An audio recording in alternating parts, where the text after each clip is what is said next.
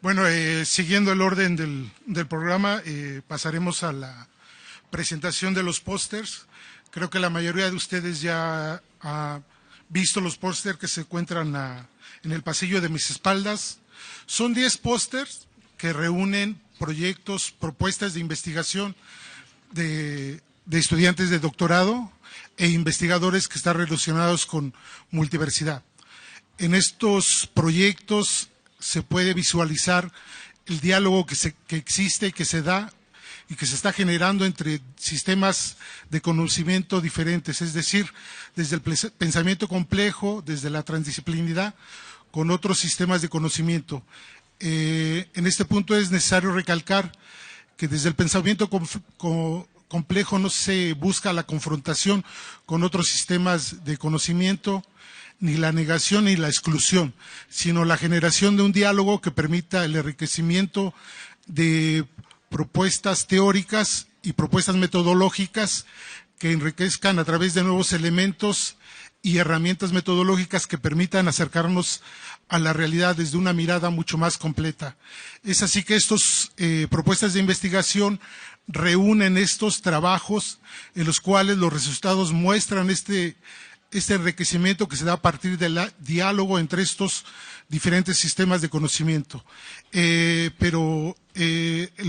Contamos con la participación de los autores de estos proyectos de investigación, los cuales nos pueden ahondar más sobre el desarrollo de sus propuestas. Así que si tienen alguna interrogante, comentario, pueden presentarlo a los autores y ellos con gusto les responderán.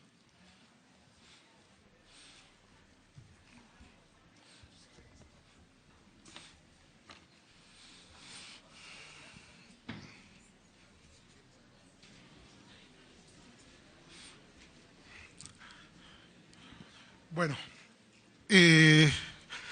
quisiéramos preguntarle a los autores cuál es la propuesta o el aporte que desde sus proyectos están ofreciendo para ahondar en el enriquecimiento de este diálogo que se puede generar entre diversas disciplinas. ¿Cuánto tiempo? 5 minutos, por favor.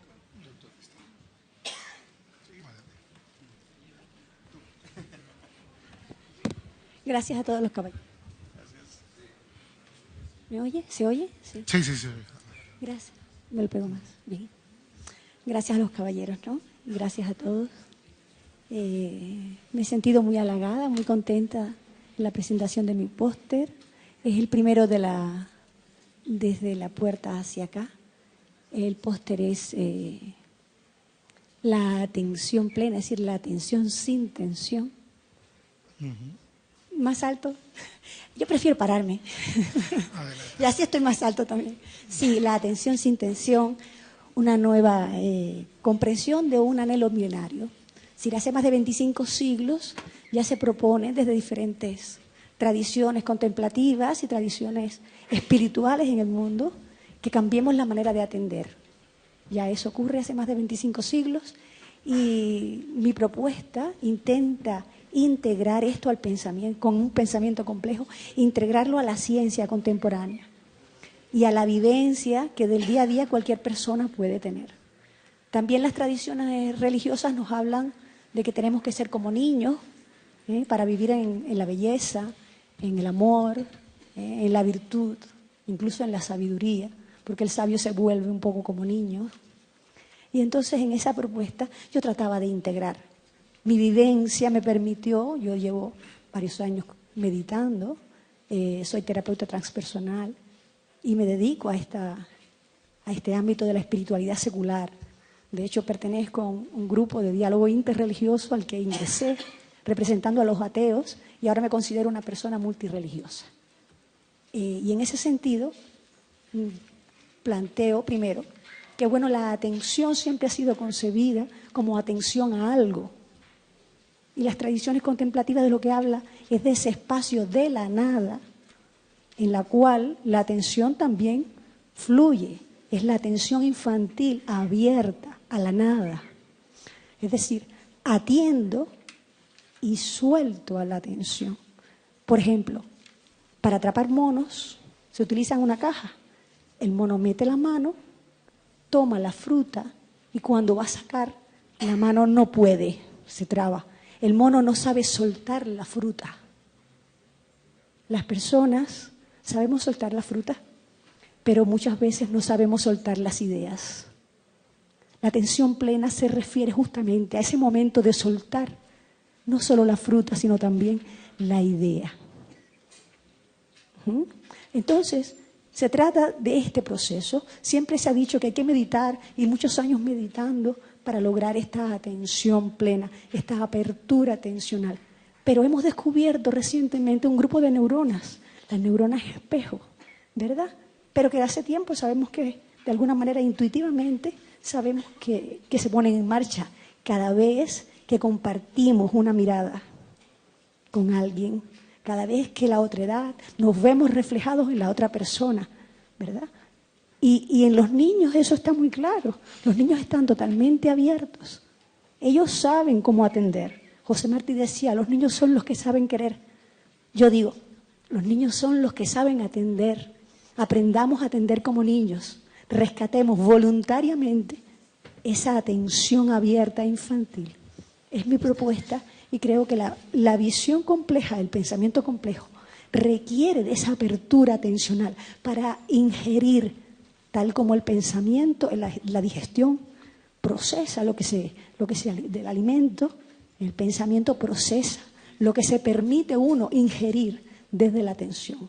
Entonces, esa atención abierta es imprescindible a un pensamiento complejo, que de manera espontánea ocurre, es cierto, pero seamos voluntarios, seamos conscientes cuando involuntariamente cerramos nuestra atención y no nos damos cuenta. Y seamos también compasivos con nosotros mismos cuando esto ocurre, que cerramos nuestra atención, pero cuando otra persona con la que nos intercomunicamos, con la que nos comunicamos, también cierra esa atención.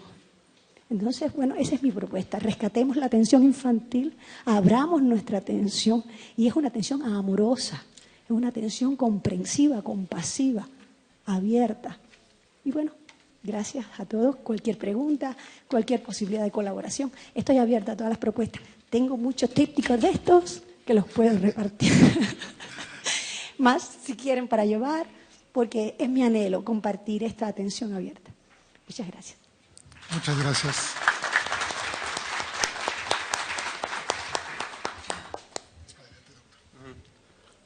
Buenas tardes, soy José Antonio García, soy autor del cartel que está inmediatamente aquí atrás, que trata sobre ese entendimiento de la ciudad como un fractal.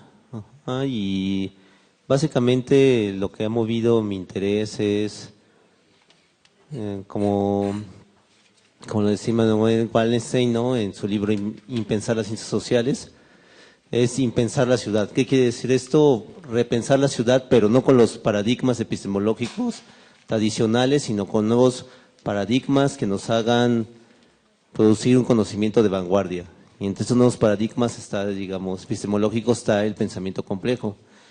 En ese sentido, la propuesta implica entender como una ciudad fragmentada, caótica, desunida, etcétera, como muchas partes no pueden verse, ¿no?, de la Ciudad de México o entenderse de esa manera, puede tener un funcionamiento como un conjunto.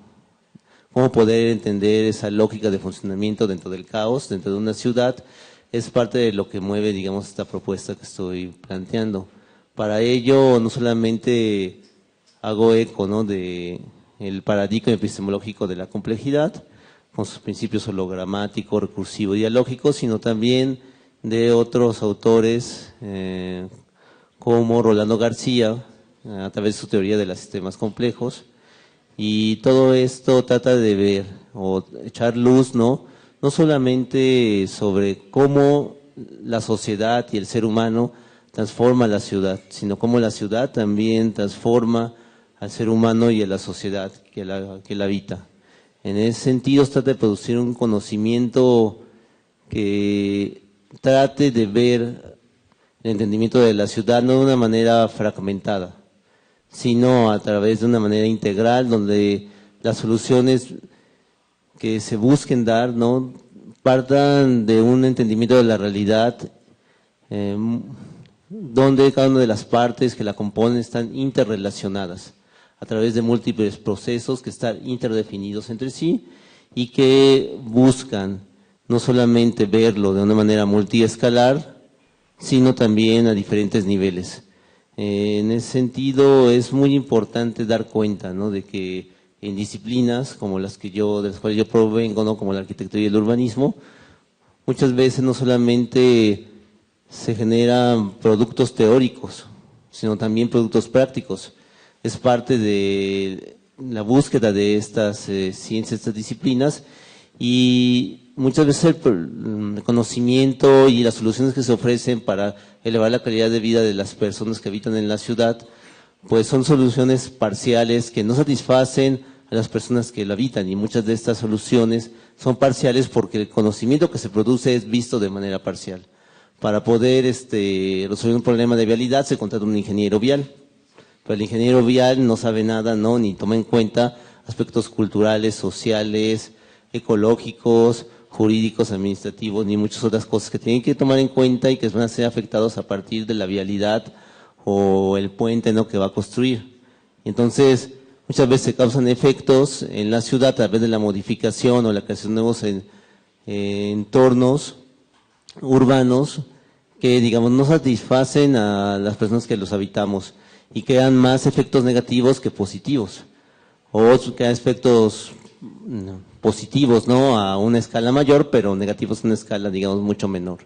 En fin, digamos, esto es lo que se busca, ¿no?, y este es un elemento, ¿no?, que trata de también de poder superar esas formas de conocimiento a prioristas y empiristas que han dominado las disciplinas de la arquitectura y el urbanismo, pues sobre todo a partir de un urbanismo progresista y una arquitectura funcionalista que dominó gran parte, ¿no?, del siglo XX y que todavía se sigue, digamos, operando y construyendo conocimiento de esa manera.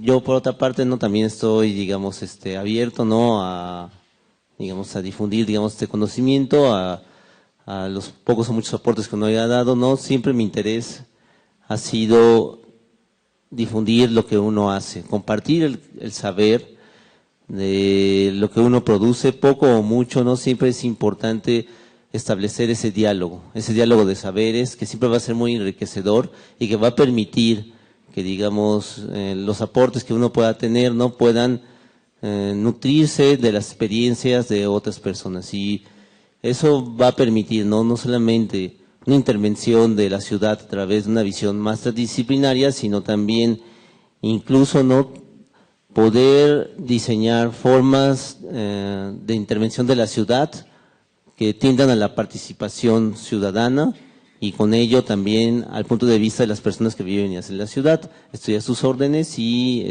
muchas gracias, ¿no?, por la atención que sirvan a la presente. Gracias. Gracias, doctor.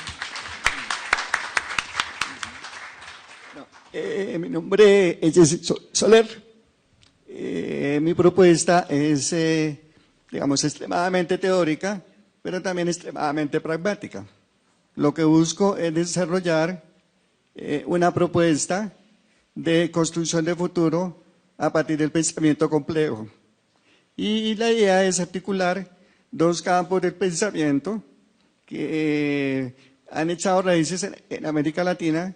Uno es el pensamiento complejo, que lleva ya un cuarto de siglo, y el otro campo, la teoría prospectiva, que es otra disciplina que también lleva aproximadamente 25 años en América Latina, pero no han dialogado, ¿sí? Entonces, tenemos que pensamiento complejo y prospectiva no han establecido diálogos. Yo me hago la pregunta, ¿es posible que exista un diálogo entre pensamiento complejo y prospectiva? Es el proyecto de mi tesis doctoral. Y la idea es, bueno, no defino pensamiento complejo, defino la prospectiva, porque ustedes conocen más de pensamiento complejo que yo, ¿sí?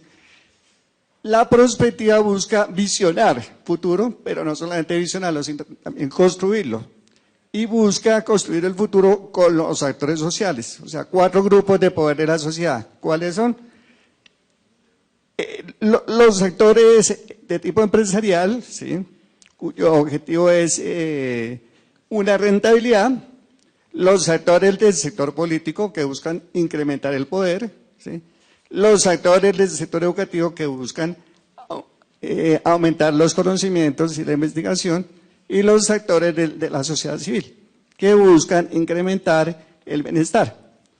Entonces, lo que hace la prospectiva es articular estos 4 grupos de actores para visionar futuro y a partir de ahí comenzar a construirlo de una manera real y concreta. Entonces, la propuesta mía es buscar puentes. ¿Cuáles son los puentes que puedan existir entre las 2 disciplinas, el pensamiento complejo y la prospectiva? Y a partir de esos puentes, comenzar a construir acciones en marcos concretos de actuación. Gracias, doctor. Muy buenas tardes. Nosotros venimos representando a la Universidad Nacional de Costa Rica.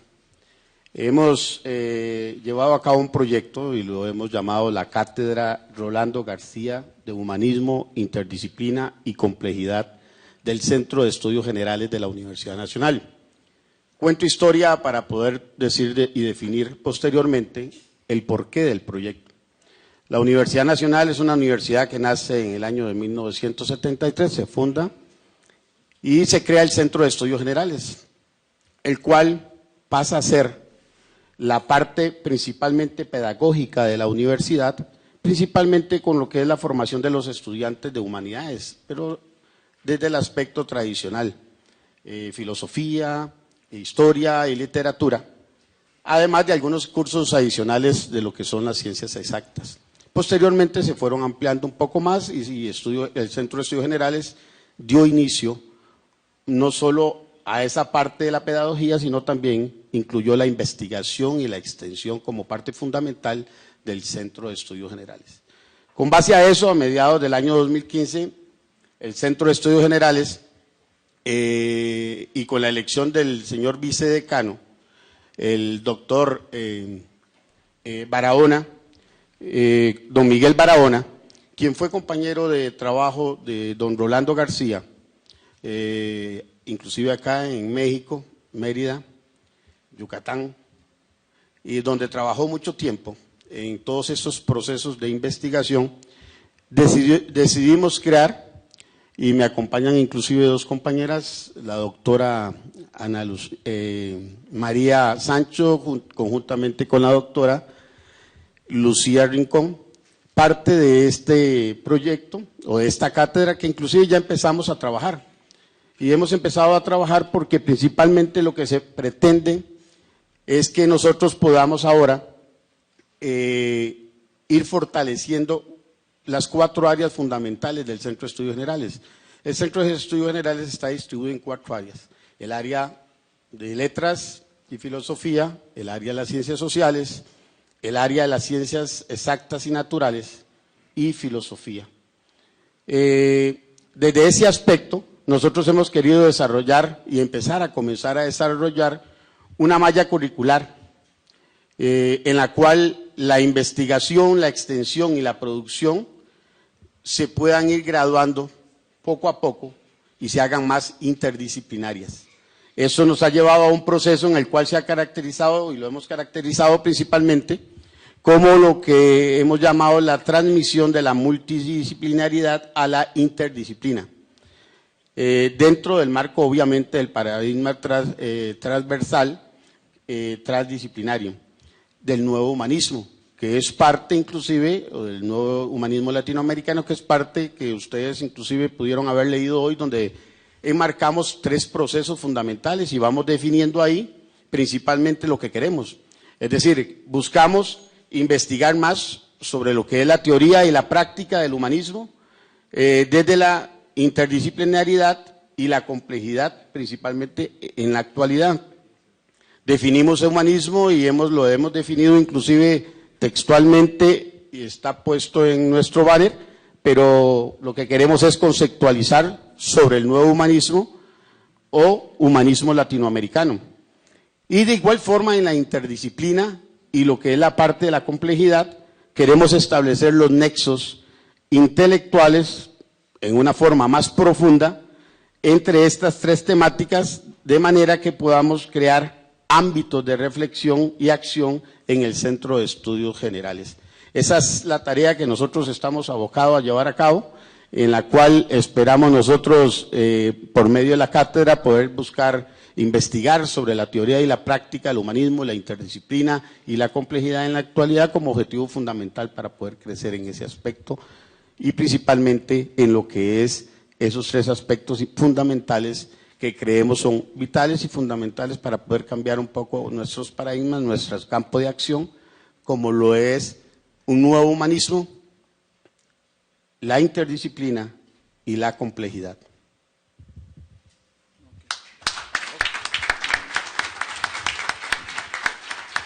Bueno, buenas tardes.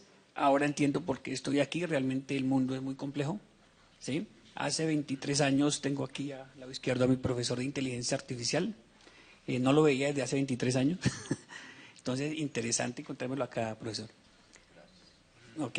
Mi póster o mi cartel hace referencia básicamente a la complejidad aplicada a redes neuronales artificiales. Entonces, ¿de qué trata el tema? El tema básicamente trata de que las redes neuronales artificiales, particularmente el método de propagación hacia atrás, el método backpropagation, ellos lo que trata es de construir un modelo matemático para hacer predicciones, para poder predecir algún fenómeno.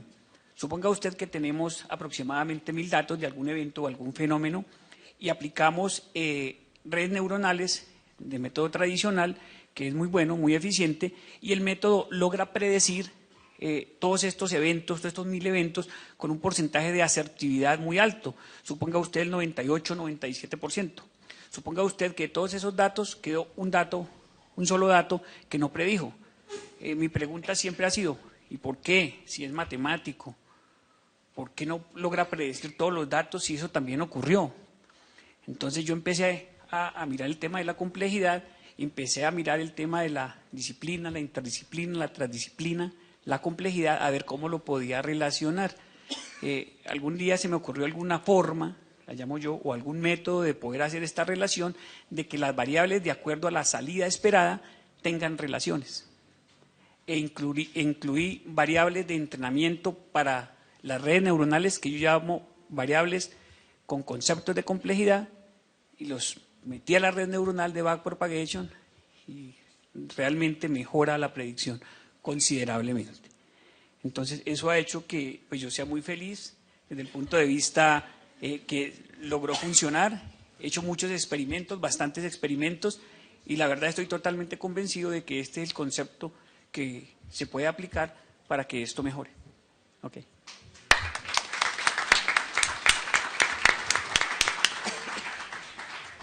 Buenas tardes, muchas gracias. Mi póster se titula Creatividad y complejidad en el aula. Ya nos dijeron sobre creatividad, hay mucho escrito, ¿sí? Mi concepto igual, la creatividad no se enseña, no se aprende. Quizás esté en nosotros y lo único que necesitamos es que nos impulsen, no más. Considerar la complejidad en el aula es porque para mí es un sistema complejo. Existen demasiadas interacciones, emociones, intenciones, aún considerando un grupito de 15 estudiantes. Sí, aún eso se forma una red inmensa, sin medida. Peor cuando toca un grupito de 40, 50, ¿sí? Podría ser que en la universidad pues ya son más serios, ¿no es cierto? Ya son más calmados, pero aquellos que tienen un preescolar o una básica primaria, llamémoslo así, la indisciplina de estos chicos altera cualquier sistema, pobre profesor o profesora. ¿Sí? Entonces, ese fue mi estudio. particularmente, digamos, con estudiantes en una clase que arrancaba a las 6:15 hasta las 9, pues a las 7 parábamos para colocarles que solucionaran un ejercicio, que yo lo llamo un ejercicio fuera de lógica, ¿sí? El ejercicio no tenía, ellos estaban convencidos, seguros de que el ejercicio no tenía nota para la asignatura. Simplemente era un descanso, un refresco de la mente. Ese fue el ejercicio con los estudiantes. Y sobre eso mirar como qué aptitudes que la mayoría nos indica fluidez, flexibilidad, originalidad, ¿cierto? Novedad, que en algunos se mezcla originalidad y novedad, pero bueno, mirar, observar. En los docentes, en 2 semanas, sencillo, se realizó un trabajo, un taller de creatividad, digamos, donde expuse las técnicas y métodos de la creatividad y ellos debían solucionar unos ejercicios tanto en el salón como fuera del aula, ¿sí? No más, también ejercicios que ya a través de 20 años, digamos, no son los corrientes, no son aquellos que tengan una sola respuesta, sino que puede tener muchas respuestas, ¿sí? Entonces, nosotros ya estamos educados en lo tradicional, el problema tiene que tener una sola respuesta. ¿Usted cuánto le dio? 10, a mí 15, no, algunos estamos mal. Entonces, eso es lo que no se entiende. La creatividad es abierta, es un sistema abierto. Esa es ya, digamos, mi experiencia investigativa, ya he terminado más o menos, ¿sí? Queda mucho por trabajar, ¿sí? Personal y para el doctorado, digamos, y seguiré siempre trabajando en creatividad. Como oyeron aquí al alumno, soy matemático puro y mi énfasis era la inteligencia artificial. En un congreso en Barcelona en el año 92, uno de los ponentes grandes en inteligencia dijo, el computador no será inteligente si no es creativo. Y eso me surgió una espinita para ponerme a estudiar la creatividad. Gracias.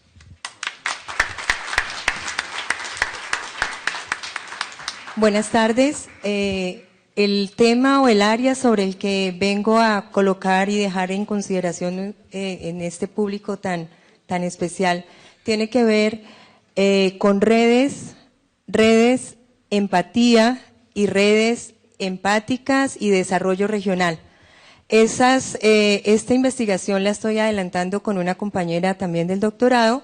Ella está más enfocada hacia el tema de empatía, entendiendo empatía un poquito como decía Thalía, esas neuronas espejo, mucho de lo que habla de la otredad de Edgar Morin, y cómo definitivamente solo cuando las redes, o sea, cuando los actores de las redes tienen empatía, podemos constituir procesos que le aporten al desarrollo de una región.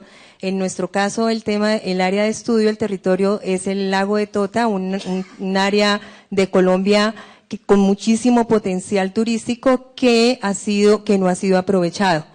¿En qué nos debe derivar eso? Es cómo este desarrollo de las redes empáticas le aportan al desarrollo de esta región y cómo se convierte en una alternativa importante de ingresos adicionales para las comunidades que son fundamentalmente rurales y más en este momento donde nuestro país está en un proceso de paz, un territorio que ha sido víctima de todo este flagelo que nos lleva casi 60 años de historia, y entonces es como presentar una alternativa diferente de reconstitución de un territorio que ha sido maltratado, que tiene problemas agrícolas muy fuertes, y cómo el turismo cultural puede ser una nueva alternativa. Al final, los aportes teóricos a los cuales queremos apuntarle es a redes empáticas, o sea, nosotros encontramos redes por un lado y encontramos empatía por otro, pero queremos apuntarle a esa constitución teórica de las redes empáticas y también contribuir un poquito con un tema que se viene hablando desde hace un tiempo desde la complejidad, que es el biodesarrollo. Entonces, al final, nuestro eje, o sea, nuestra columna es el turismo, un territorio con potencial turístico, y hay otra cosa importante, es que si hablamos de redes, tenemos que hablar desde los individuos, las organizaciones de base, los gobiernos medios, o sea, las alcaldías, pero también los gremios, también el gobierno nacional, el gobierno departamental. O sea, hemos venido haciendo un trabajo preliminar de acercamiento a esta realidad y luego mirar cómo se hace esa constitución de redes, y estamos en este punto de la investigación. Gracias. Muchas gracias. Claro que sí, adelante.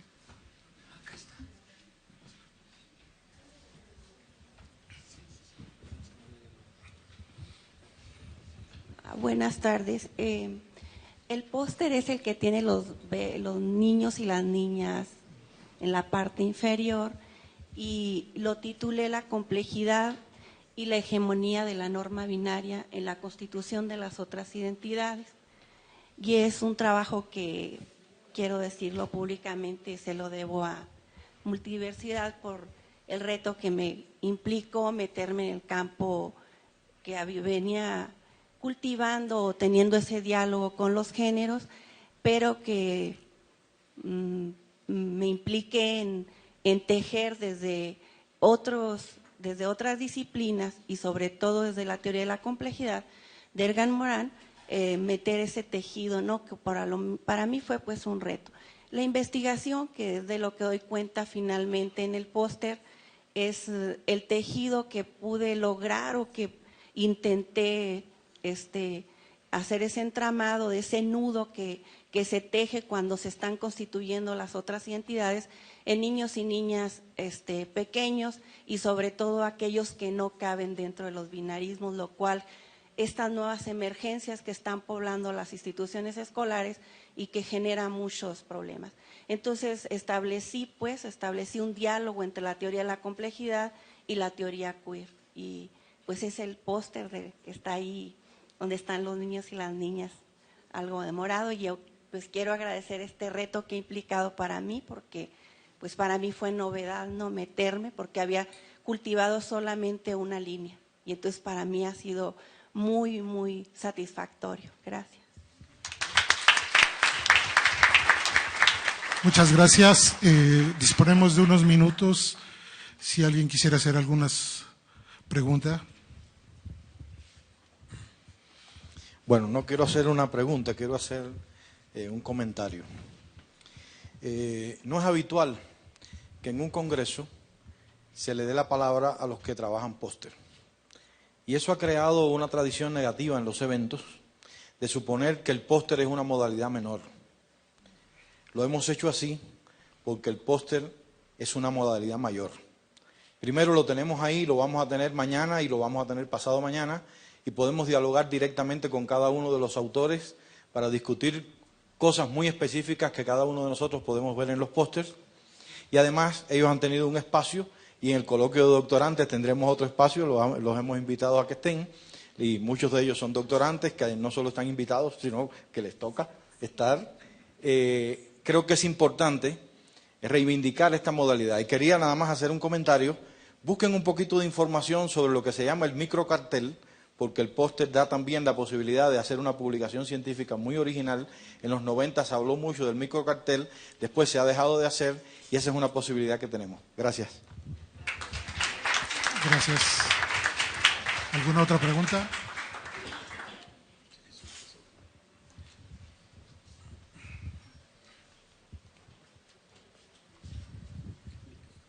Gracias, buenas tardes.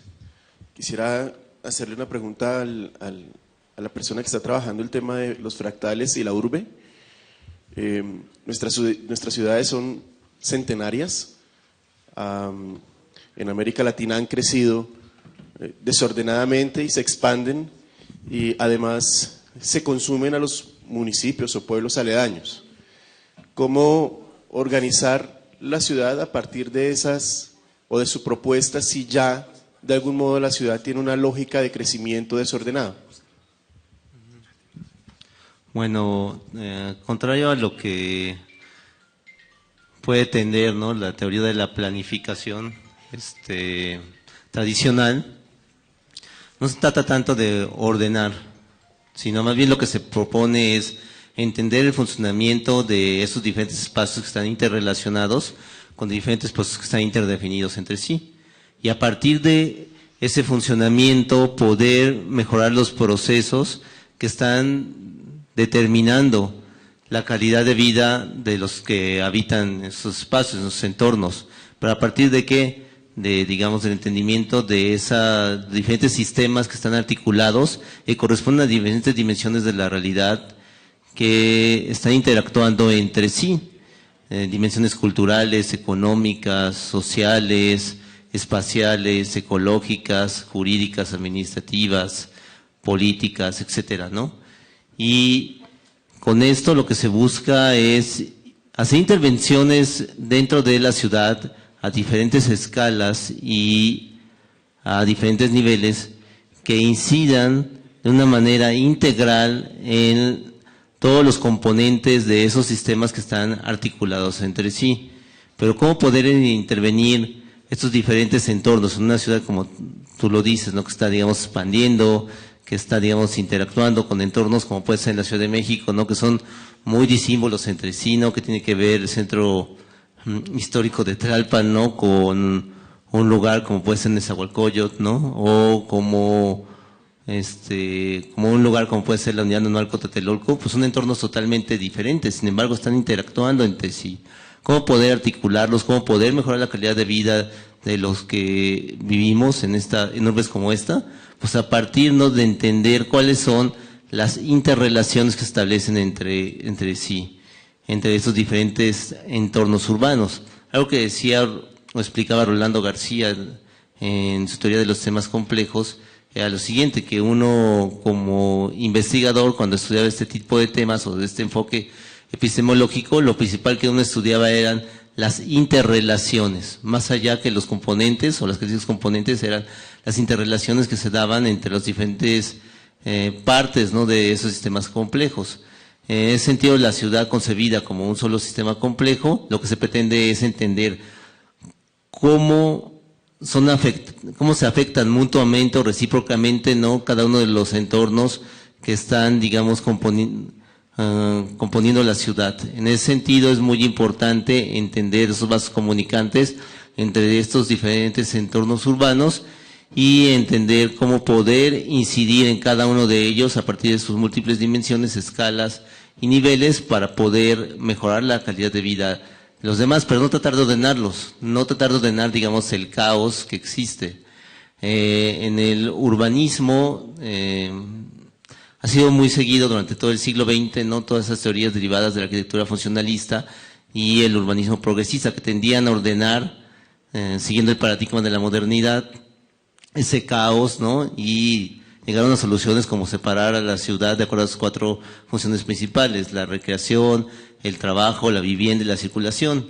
Y al final de cuentas, desde mediados del siglo XX se dio cuenta de que eso no era la solución, porque los seres humanos no estamos acostumbrados a construir entornos artificiales como pueden ser las ciudades de esa manera. Nosotros estamos acostumbrados a entremezclar todas las funciones de la ciudad de una manera interrelacionada. Entonces, en ese sentido, se busca más bien profundizar en eso a partir de las formas de vida de los que habitan la ciudad. Sí, buenas tardes a todos y a todas. Mi nombre es José Alfredo Hernández Pérez y soy estudiante del doctorado en Pensamiento Complejo.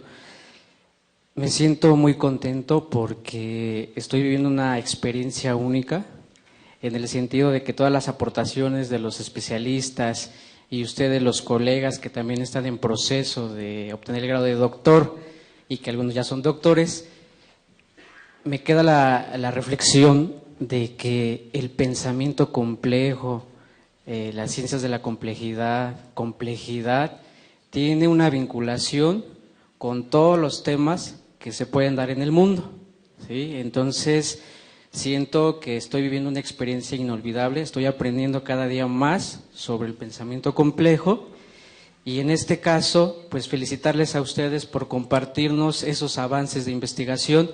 Aquí, dialogando con mi compañera Diana, decimos que el pensamiento complejo permite investigar, dar respuesta a las situaciones que se viven en las regiones de Latinoamérica. Ustedes están mencionando sus países donde están implementando lo que es el pensamiento complejo y sus derivados, y eso me llena de emoción porque eso quiere decir que lo que yo también estoy haciendo pues tiene un impacto en mí y sobre todo en mi contexto, ¿no? En este caso, por ejemplo, me voy a referir al cuarto participante, en el caso del profesor, que decía que quiere instaurar los elementos del pensamiento complejo. Yo siento que mi investigación que estoy realizando se vincula de alguna manera con lo que usted está haciendo. Yo lo que planteo es lo siguiente, es la construcción de un colectivo docente cuya base sea el pensamiento complejo, que incida obviamente en la adecuación curricular de la licenciatura en Pedagogía de la UPN 152, sede regional de Nezahualcóyotl. Entonces, la pregunta para usted sería, ¿cuál sería ahora sí como que el primer gran reto que enfrentó para poder instaurar lo que son los elementos del pensamiento complejo? Porque, por ejemplo, traer una nueva propuesta, una nueva idea, una nueva perspectiva, una forma de aprender, pues de alguna manera enfrenta resistencias. Entonces, si me pudiera compartir cómo pudo resolver esa situación y qué tuvo que hacer precisamente para poder vincular el pensamiento complejo con su tema de investigación. Gracias.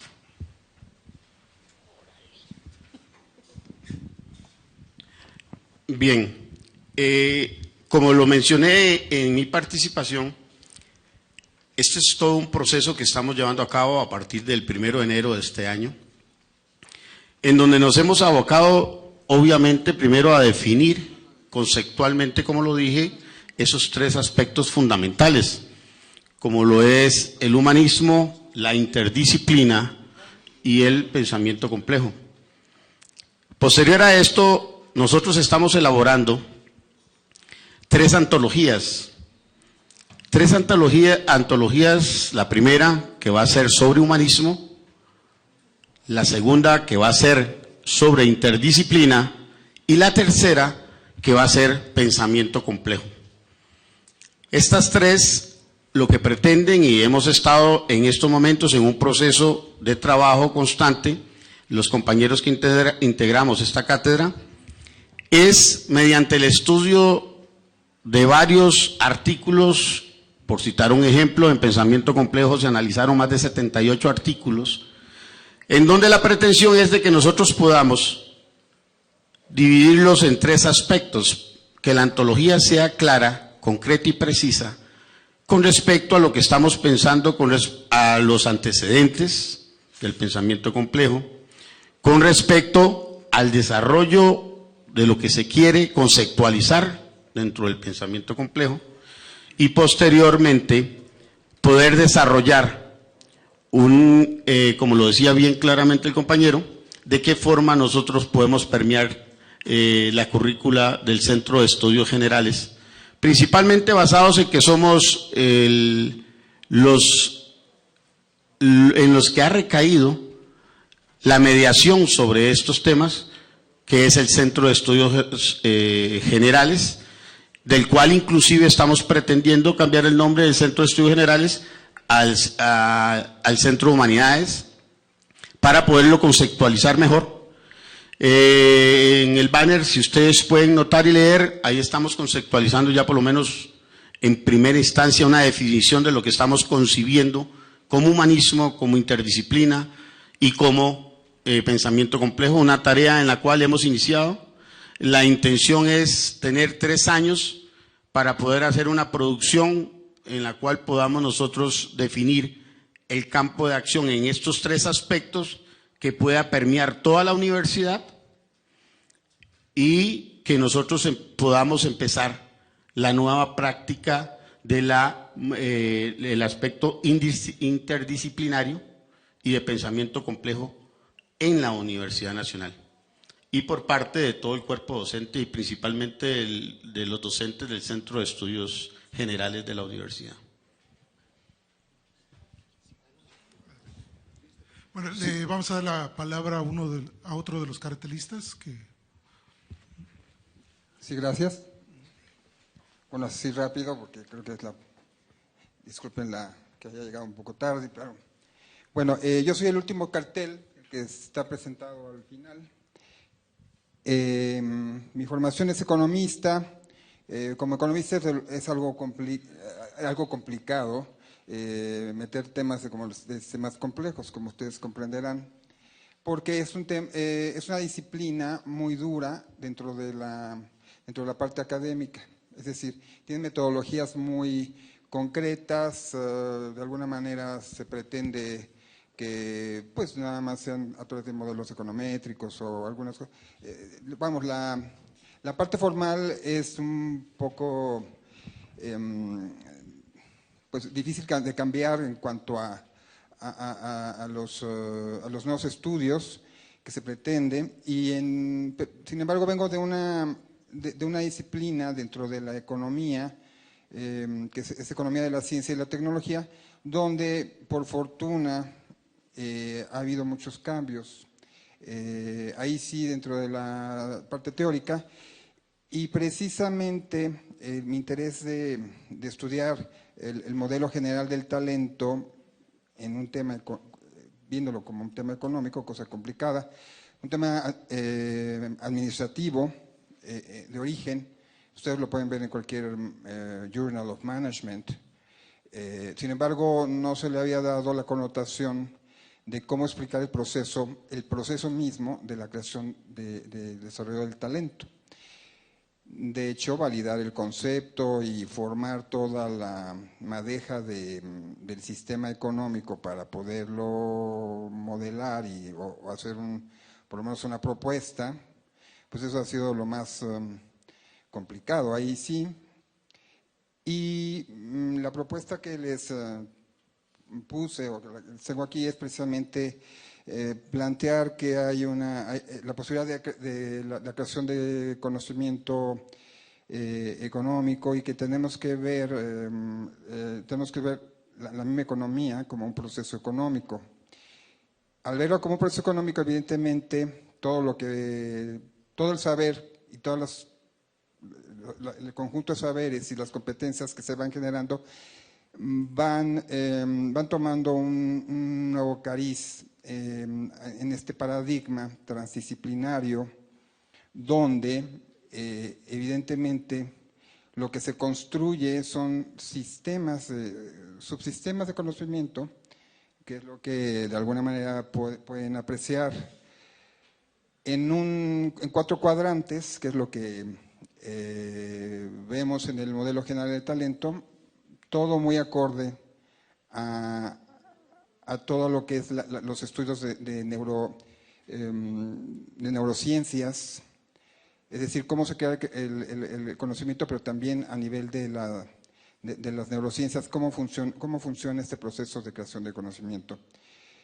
Tiene utilidad para muchas disciplinas, no solamente para la economía. Ahí es la explicación y la validación de los conceptos básicos por ejemplo, del desarrollo del talento, y porque esto es importante para el desarrollo económico, desde luego, pero lo importante realmente es potencializar estos subsistemas para que tengan esa utilidad en nuestras diferentes unidades o centros de trabajo. Creo que todos podemos hacer gestión del conocimiento, y esta gestión del conocimiento implica, desde luego, analizar los factores, los metafactores, que es la parte donde inicia siempre un sistema complejo, y cómo llegar hacia, obviamente, a constructos más elaborados, pero entre más tiempo pasa, más la trayectoria de conocimiento se va desarrollando, pues más complejos son los agentes y el entorno en el que se desarrolla el mismo talento. Entonces, Esta es una propuesta dentro de la economía, pero obviamente tiene una aplicación hacia muchas otras disciplinas y sobre todo toma en cuenta mucho conocimiento científico también que se ha hecho, sobre todo de neurociencias, de la biología. Obviamente hay atrás acá hay muchos teóricos, Piaget están dentro de la pedagogía, pero también podemos entenderlo desde la economía. Entonces, les invito pues desde luego a que vean el cartel, quienes no lo hayan visto, y pues les agradezco mucho el espacio para hacer estos comentarios. Gracias. Muchas gracias. Tenemos tiempo para 2 preguntas más. Vamos a atender 2 preguntas que ya pidieron y ya vamos a cerrar.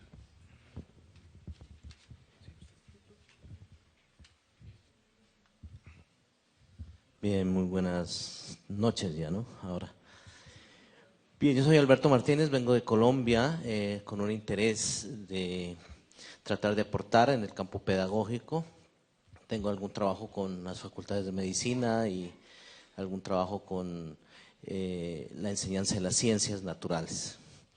Yo quiero hacer una pregunta porque me interesa dentro de mi tema que estoy tratando de elaborar en mi tesis doctoral sobre la pedagogía cibernética de segundo orden en el paradigma de la complejidad para generar procesos de regulación de enseñanza y aprendizaje dentro de la ciencia.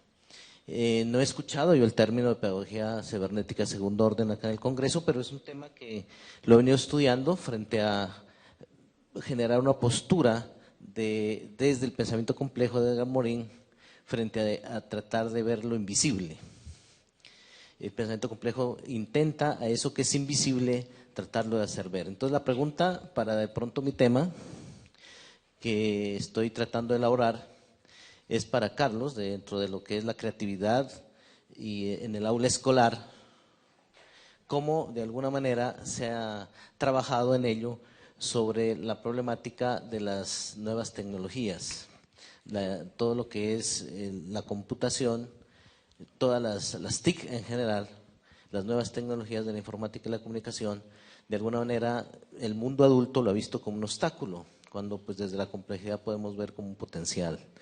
Entonces, ¿cómo desde la creatividad en el aula, esta temática que hoy nos preocupa a padres, a la sociedad, frente a los niños, que la televisión, que la computadora, que el iPod, etcétera, pues de pronto son obviamente potenciales obstáculos?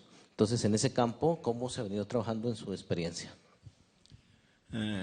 Experiencia directa, digamos, para aplicación de las TIC fue la creación de un tutor inteligente, porque trabajo en inteligencia artificial y sigo con ello. Este tutor, a diferencia del software educativo todo, entonces cada lección, digamos, unidad 1, hay almacenado cerca de 20 unidades 1, entonces aleatoriamente sale. Entonces, ¿qué se acostumbra el chico hoy en día? Lee y cuando llega al cuestionario de pronto hasta contesta todas las preguntas y dice no la envío, no envío la evaluación.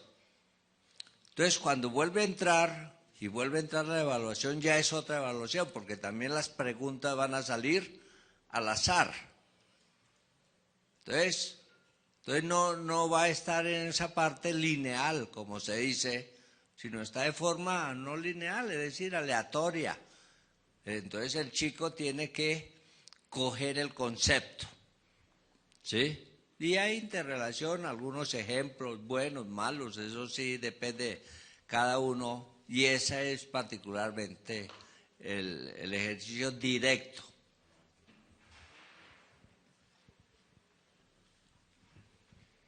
Hola, buenas tardes. Con referencia al cartel sobre el humanismo, me gustaría preguntar cómo su visión del humanismo comprende que hay una diversidad y una pluralidad de legislaciones en el mundo.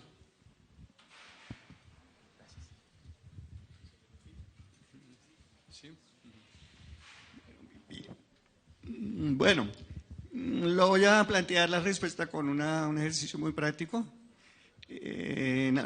yo estoy vinculado con la Universidad Nacional de Colombia, que es el equivalente a la UNAD aquí en México. Y ahí con otros 4 profesores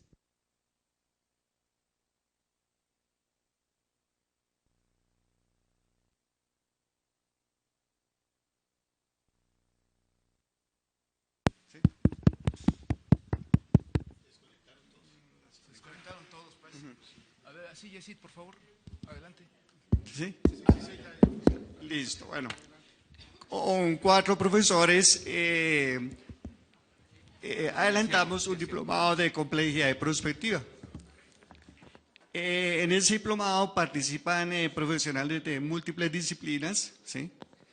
No es solamente una, entonces ya hay la posibilidad de un trabajo transdisciplinario. Desarrollamos un ejercicio de tipo real, con un problema real que entre todos los alumnos plantearon en ese momento, que es cómo vamos a hacer para reintegrar a todos los desmovilizados del conflicto de la guerrilla en Colombia.